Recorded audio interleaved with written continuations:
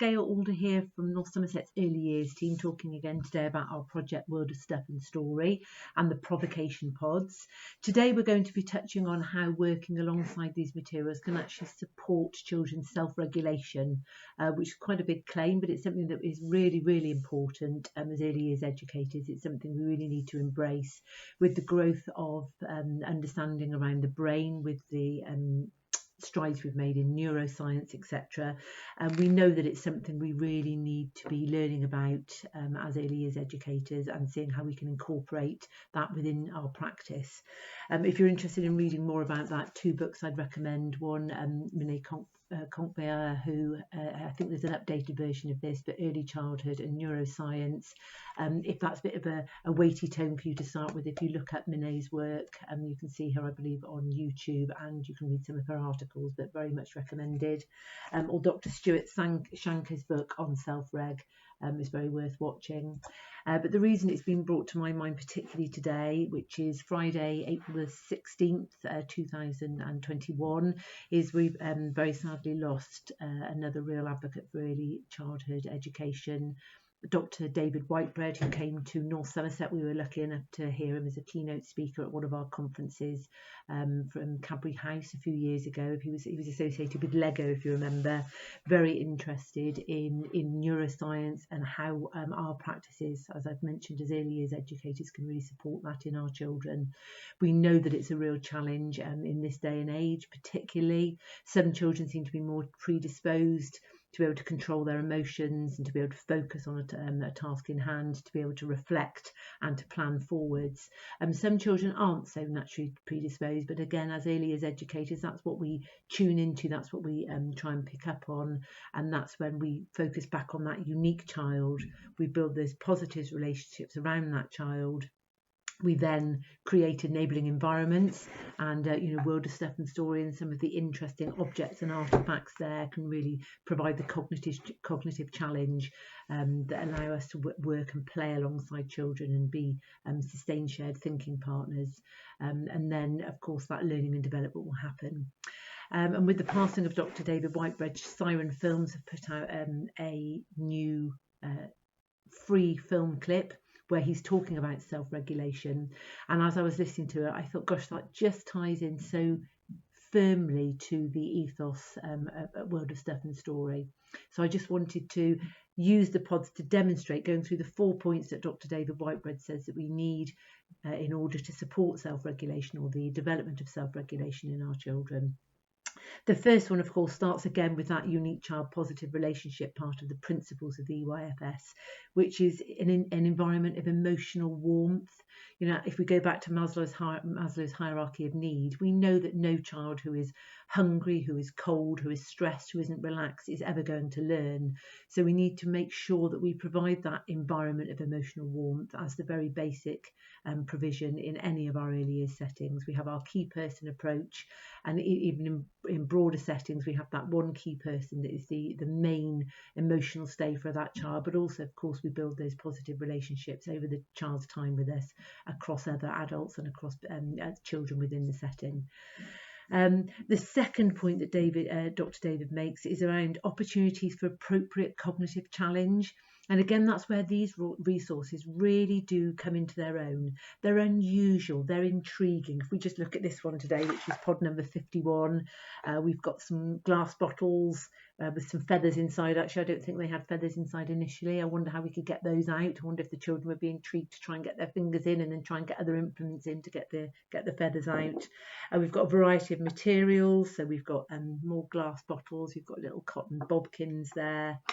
A different glass bottle. I should say most of these materials actually came from Community Scrap Store. Again, another wonderful resource that we have available to us in North Somerset. There's a little tiny nutmeg grater there. There's a little wooden box with some shells and some beads and bits inside. A man-made object. There's a metal nutcracker here. Again, all sorts of stories I'm sure could be told about this chap here. Some swatches of material, always wonderful, particularly if children are going through any sort of enveloping schemas. There are all sorts of things they can get up to with using these objects with bits of material, and again all sorts of conversation starters there. There's a little metal old-fashioned bathtub there, which again I'm sure could spark conversation or investigation. There's some little candles here, some more glass bottles. So a variety of interesting objects and artefacts. And again, providing cognitive challenge. The first thing we need to do when we present these materials to the children is let them play, let them explore, which leads me on to the next point that Dr. David Whitebread talks about, which is a sense of autonomy and being in control. Very often as early as educators, we want to lead, don't we? We feel like we've got the knowledge and we want to impart that knowledge to children. Whereas, of course, we know that actually the children need to make their own connections. They need to be making their own decisions. They need to be finding out their own way, their own interests and ideas around the world. And we're there to support them. We're there as cognitive companions alongside. And of course, we have a wealth of knowledge and we have a wealth of connections within our own experience. But it's not to give those to the children, it's to wait until the children need our help. That's scaffolding. I think Reggio Children put it in a beautiful way. They say we lend the children our courage when they need it. So initially, when you offer these objects, it's to see what the children do with them. Each unique individual child is going to make different connections. They may straight away be fascinated in trying to get the feathers out. They may be more of a storyteller and they may want to start telling a story about one of the objects. They may just in their play start to give the objects characters and start having some kind of play with them and interaction. A myriad of different things. We don't know. That's a wonderful thing about the resources at Word of Stuff and Stories. We don't know what the children are going to do with them. And it gives us an opportunity to be quiet, to play alongside the child and to use our professional integrity to observe the child, to see what they're interested in, see what they're fascinated with, see what connections they're making and store that material as we start to build up a picture of that unique child. The last thing that Dr. David Whitebread talks about is supporting the child to reflect and plan, which supports metacognition, which is really important around developing self-regulation. So metacognition, all sorts of ways it's described if you look it up in the dictionary, but basically it's an awareness and understanding of one's own thought processes. And again, as teachers and educators, we need to be teaching the children about how they are as learners, role modelling how we learn and giving children the language. And again, it may not be while they're actually playing with the stuff. A book I often refer to is Julie Fisher's Interfering or Interacting. And I said on the video that we did recently with Pod 25, practitioners tend to talk too much and listen too rarely. So of course we have the answers perhaps that children need, but we need to be choosing our moments to be able to talk to children about that. And when children are deeply engaged in their play, that's when our professional integrity and our professional skill and knowledge of observation comes in. So a child may be playing with two objects and you're noting how that's happening, but you're not interfering. And then later on, perhaps at snack time, you might say, oh, Abdul, do you mind if I comment on something I saw you doing earlier? I was fascinated because, do you know, Gail looked at the clock when you were playing with that bottle and you were trying to get that feather out of that bottle. And do you know what I watched, what I observed was you tried really, really hard to try and get that feather out. You got a little bit cross, but then you calmed yourself down and you started thinking. And I could see almost, although I can't see inside your skull, where your brain lives, I could see that you were concentrating, you were thinking. And all the time that you're thinking, there are connections happening inside your brain and your brain is getting stronger and it's helping you to be able to think even better next time. So starting to give children that kind of language as to what's happening when they're thinking. It doesn't have to be in very brilliant neurological terms, but just letting them know what's happening, letting them know what happened when you saw them get frustrated, giving them feedback about that. All of those kinds of things build children's knowledge and awareness of their own thought processes, because you're telling them what was happening when they were struggling. You were telling them how fascinated you were that I looked at the clock and actually you were doing that for 15 minutes. That's a long time to be focused on trying to get something out of a bottle and to keep rethinking and going back. Or you might say to a child, I noticed, can I say, Nevaeh, Gail noticed earlier on when you were playing with that box that we borrow from World of Stuff and Story. Do you remember? Gail told you about it. We go and borrow it from a place in Weston, and we're allowed to borrow it for a while and then we have to take it back. I noticed you were having a conversation between two of the bottles. It looked like you were telling a story. I wonder if you were. I wonder if we might tell a story next time we do it. In fact, next time we get the box out, I'm going to see if I can have a go at telling a story. So you're role modelling all of the time, reflecting back and planning forwards, and also giving children language about what's happening when they're thinking, and you're noticing when they become intrigued or engaged in something. And as I've said, not perhaps saying it at that time, but holding that information and feeding it back to the children at a later date, not distracting them in the moment that they're deeply engaged. So another real sort of shout out really for World of Stuff and Story. Again, it is just boxes of stuff. The magic happens when it is in the hands of a reflective practitioner, somebody who wants to get better. So when you get these materials out, of course you're busy throughout your day, you're doing all sorts of things across your setting, but for me, when you get out the box of materials through World of Stuff, that gives you an opportunity to challenge yourself, to think, okay, while I'm using these materials, I'm going to think about supporting the child's self-regulation. I'm going to think about those 4 points, think about that emotional connection with the child. You know, are they comfortable? Are they happy asking me questions rather than me asking them questions? Are they happy with me just playing alongside them, or do they take things away and want to get away from me? Opportunities for appropriate cognitive challenge. What are the children doing? Are there opportunities for you to feed back about their thinking at a later date? Or, of course, if they're verbal and they're asking you questions, you know that you're doing something right, because as soon as a child wants to ask you a question, they're showing you what trust they have in you. Not only that you're not going to make them feel silly for asking a question, but you may have the answer. Or if you don't have the answer, you'll say to them, I don't know, shall we find out? So again, role modelling that thinking. Sense of autonomy and being in control. Really important that we don't go with an agenda with these materials. As I've already said, we will make our own connections, but we want to know what connections the children are making. So it's very much when you're using the World of Stuff and Story materials and resources, you let the children have them and you see what they do. You note what they do.